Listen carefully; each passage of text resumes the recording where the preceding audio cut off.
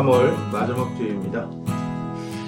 요맘때쯤 되면 좀 봄이라서 그런지 알러지도 심하고 건강이 썩 좋지도 않고,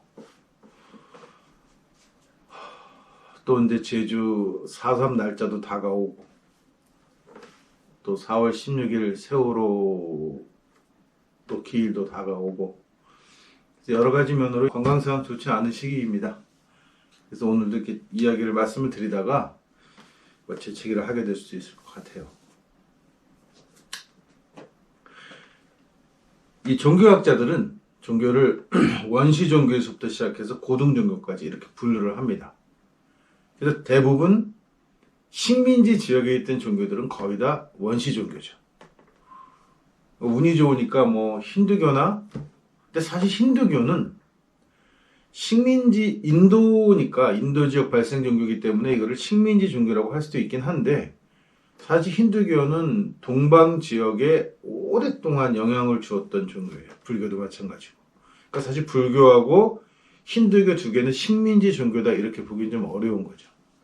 그리고 또 하나는 이 종교가 하등 종교와 고등 종교를 나눌 때 인격적 신을 갖고 있는 것을 고등 종교라고 하는데, 실제로 내용을 들여다보면 정치적인 세력이 되어서 국교가 되었던 종교들, 혹은 한 민족의 정체성이 되었던 종교를 흔히 고등 종교라고 불러요. 그리고 설사 제국주의 이 주변의 식민 지역에서 그 종교가 그런 정체성을 가지고 있었다고 하더라도 서양 애들은 이 종교를 고등 종교라고 부르지 않습니다. 왜냐하면 야훼 같은 인격신 종교가 아니기 때문에.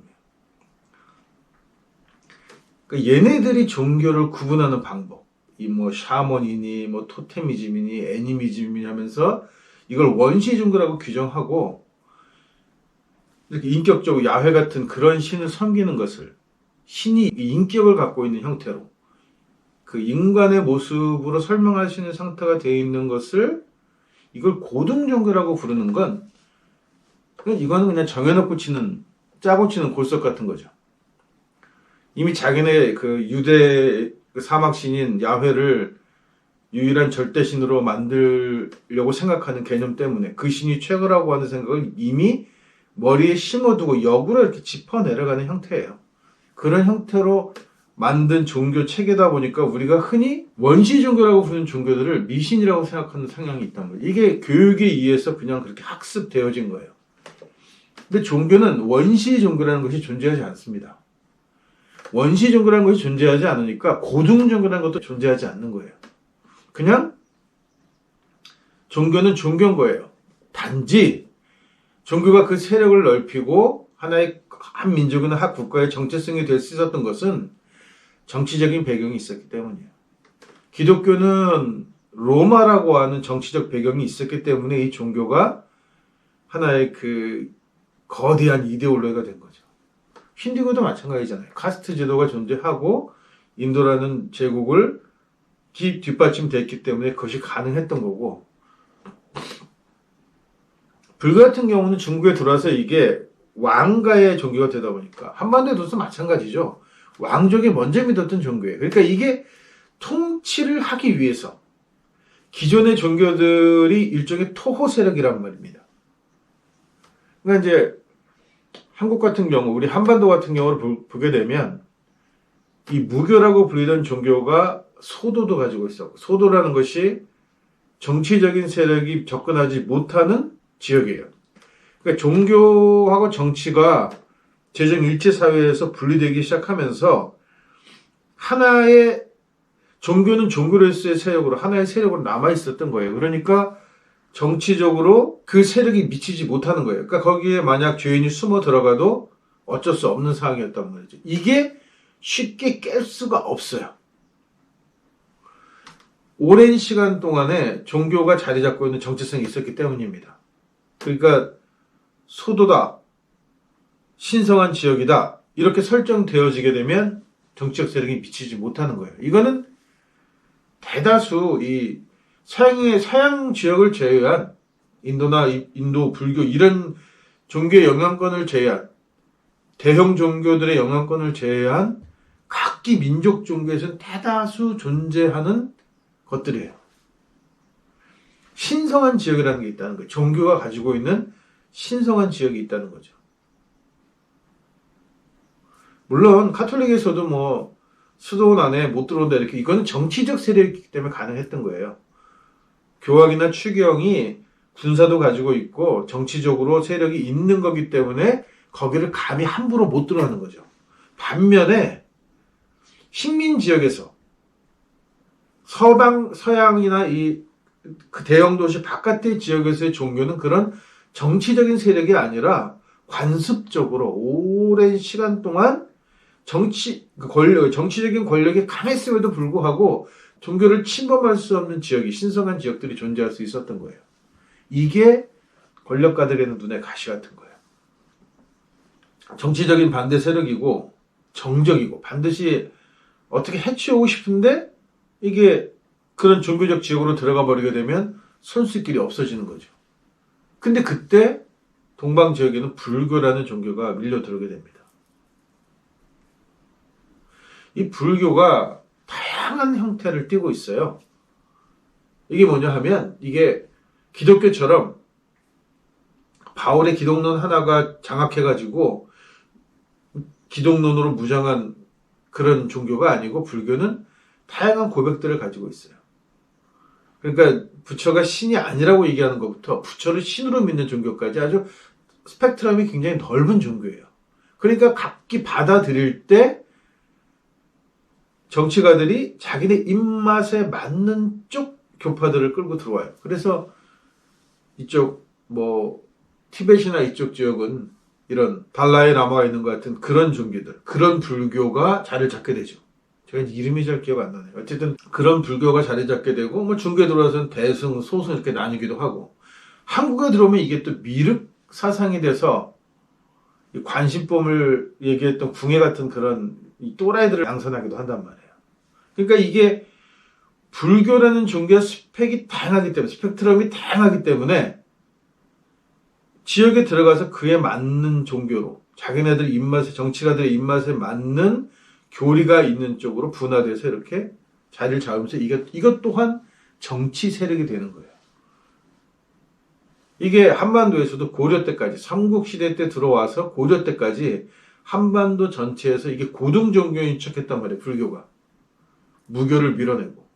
그렇지만 무교를 완벽하게 밀어내지 못했어요. 한반도에서는. 워낙에 강하단 말이에요. 이게 정치적인 세력이긴 하지만 기독교와는 좀 달라요. 불교가 조금 다른 면이 있어서 그렇게 왕가의 종교로 강력하게 밀어서 통치 이념으로 쓰기는 했지만 그것까지 가는 과정이 순탄치 않았다는 거죠. 그래서 이제 사찰 경내에 칠성당이라고 하는 한국 전통의 종교가 가지고 있는 이 전각이 자리에 남아있게 된 거죠. 한국에서는, 한반도에서는.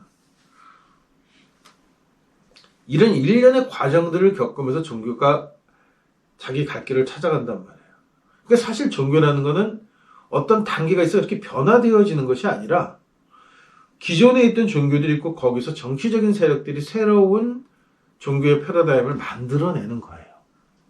그 중에서 정치적으로 가장 잘 발달된 종교가 기독교인 거죠.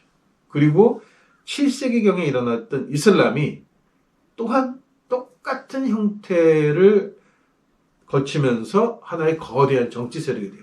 저는 이슬람은 종교라고 생각하지 않아요. 이거는 그냥 중동 지역을 하나로 묶고 싶었던, 하나의 거대한 제국을 만들고 싶었던 욕망이 만들어낸 거예요.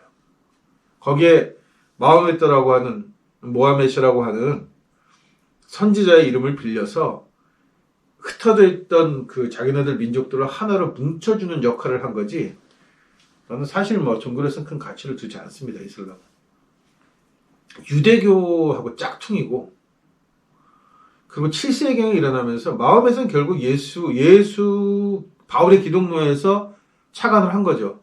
예수라는 인물 하나를 내서 기독론으로 이 로마 전체를 장악한 것을 본 거죠. 그러니까 당연히 거기서는 예수 대신에 마호멧이라는 선지자를 하나 내세워서 똑같은 일을 한 거예요. 그러니까 결국은 그 야훼 종교를 베이스로 하는 이 이슬람, 유대교, 기독교의 공통점은 뭐냐 하면 유대교는 아직까지도 메시아가 온다라고 하는 주장을 하고 기독교는 예수가 그 메시아였다라고 주장을 하고 이슬람은 마호멧이 메시아라고 주장을 하는 거죠. 메시아 종교라는 거예요. 오든 안 오든 어느 하나의 특정 인물을 앞에 내놓고 그 인물을 숭배하게 함으로써 그 인물에게 모든 것을 올인하게 하고 그 인물을 통해서 나온 말들을 모조리 진리라고 생각하게 하는 그런 종교 형태를 띠고 있는. 그러니까 이게 통치하기가 아주 용이한 거예요. 왜냐하면 그게 신의 뜻이 아니다라고 얘기하면 끝나는 거기 때문에. 반면에 타 지역에 이 서양이 원시 종교라고 하는 이 종교는 대부분 종교가 그렇게 강력하게 한 가지를 주장하기가 쉽지 않아요. 그래서 동의를 얻어야 합니다. 협의가 있어야 된다는 거예요. 이게 신의 뜻이라고 얘기하기가 그닥 쉽지 않아요. 그리고 그게 신의 뜻이라고 종교가 이야기하더라도 그것을 받아들이는 과정은 그렇게 녹록지 않다는 거예요. 이게 종교와 정치가 하나가 아니기 때문이죠. 그래서 독립성을 보장받을 수 있는 반면에 종교가 그렇게 강력한 세력도 아니에요. 그러면서도 독립적으로 종교가 갖고 있는 신성성만은 보장받을 수 있었다는 거예요. 이게 거대 종교와 그 거대 종교 외의 지역에서 발달한 종교들의 차이점인 겁니다. 그래서 제가 토착신학을 이야기하면서 무교 이야기를 자주 해요. 왜냐하면 제가 지금은 뭐 여러 가지 문제가 있어서 무교 그러면 무당이라고 해서 막 거의 알러지를 일으키는 기독교 신자들이 많은데 우리 민족의 바탕에 깔려있는 종교심이 뭔지를 알아야만 우리가 예수를 믿는 것이 무엇인가라는 것이 분명해지기 때문이에요. 서양애들의 단골 메뉴가 악마 얘기잖아요. 뭐 지금도 뭐 영화나 이런 드라마 같은 거를 보면 뭐 아직도 무슨 뭐 루시퍼 얘기를 하고 악마가 몸에 들어와서 막 사람을 죽여가면 그 악마 이름이 뭐냐 해서 악마 이름을 알아야지 내쫓을 수 있다고 하는 그런 류의 드라마들이 줄을 이루고 있단 말이에요. 그 악마 이야기를 자꾸 하는 이유는 뭐냐 하면 서양 애들이 악마가 있다는 건 반대 극부적으로 신이 존재한다는 이야기예요. 그 이야기를 하려고 사실은 악마 이야기를 그냥 주야장창 해대는 거란 말이에요. 선한 세력과 악한 세력이 있고 두 세력은 서로 싸우고 인간은 그 선한 세력에도 도구로 이용당하고 악한 세력에도 도구로 이용당하는 그냥 연약하고 쓸모없는 존재. 그래서 선한 신을 의지해야만 한다. 선한 세력에 의지해야만 한다라고 하는 그런 전형적인 지배 이데올로기를 계속적으로 아직까지도 그냥 그를 계속적으로 재미를 포함시키고 거기다가 그 흥미로운 요소를 섞어서 아직까지도 그거를 세뇌하는데 써먹고 있는 거예요. 그러니까 서양 애들은 당연히 이 세상은 악한 세력과 선한 세력, 이분법적 사고방식에서 벗어나지 못하는 거죠. 그러면 한국은 어떠냐는 거예요. 우리 민족에게 있어서는 어떤 세계관이 있었냐는 거예요. 우리는 좀 달라요. 이게 굉장히 중요한 포인트이기 때문에 신이 없다라고 하는 것과는 관계없는 거예요. 이게. 신은 존재해요. 하늘이 있듯이 신은 존재하고 우리 민족은 하늘에서부터 왔다 얘기해요. 그러니까 온 곳이 있는 거죠. 원 고향이 있는 거예요. 본향이 있단 말이에요. 근데 그 본향은 지금 살고 있는 이 세상을 간섭하지 않아요. 사람은 우리 민족은 누구나 죽으면 고향으로 돌아가요. 본향으로 돌아간단 말이에요. 조상님들을 만나러 간단 말이에요. 그런데 죽으면 사람이 조상의 품으로 돌아가는 것이 당연한 이치인데 죽는 과정에서 여러 가지 문제가 있을 수 있어요. 뭐 의도치 않게 죽게 될 수도 있고 억울하게 죽을 수도 있고 아직은 죽고 싶지 않을 수도 있고 이런 문제들이 있어서 쉽게 가려고 하지 않는 영혼들이 있단 말이에요. 그 영혼들이 떠돌아 이거를. 그래서 이거를 흔히 보통들 우리가 귀신이라고 부르는 거죠. 신이 아닌 거예요. 이거는. 사람이 죽었는데 원래 가야 할 곳을 가지 못하고 지체하고 있는 상태를 얘기하는 거란 말이죠. 그러니까 한국 종교는 무엇을 했냐 하면 왜 가지 못하냐는 이야기를 들어주고 아 이런 문제가 있었구나. 이게 억울하구나 해서 이걸 풀어주면 좋은 곳을 그 성불 불교에 들어서 나중에 성불한다는 표현을 쓰지만 사실 그게 아니고 조상님들 품으로 되돌려 보내는 일을 하는 거란 말이에요.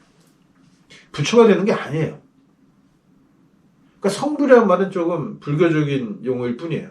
사실은 그게 아니고 조상님들 품으로 되돌려 보내드리는 거죠. 그러니까 뭐 장화 홍령전이라든가 그 다음에 여러 가지 전설들을 보면 억울하게 죽었으니까 그 억울함을 풀지 못해서 못 가는 거죠. 그러니까 그 억울함만 풀어주면 돌아가는 거예요. 그러니까 이게 자기 억울함 때문에 내 이야기를 들어줄 누가 없느냐는 행위를 하는 과정에서 약간의 트러블이 있는 정도지, 이게 서양 애들처럼 아예 악마가 뭐 인간 세계를 점령하기 위해서 이렇게 사람을 제가 이 카톨릭 테마를 되게 싫어하는데 그 이유가 뭐냐면 악마 들린 사람, 귀신 들었던 사람을 죽이는 경우가 흔하기 때문이에요. 악마를 잡기 위해서 사람이 희생될 수 있느냐? 완전히 개수작인 거예요. 이거는. 그런 건 있을 수 없는 거예요. 한국은 그런 일이 있지 않아요.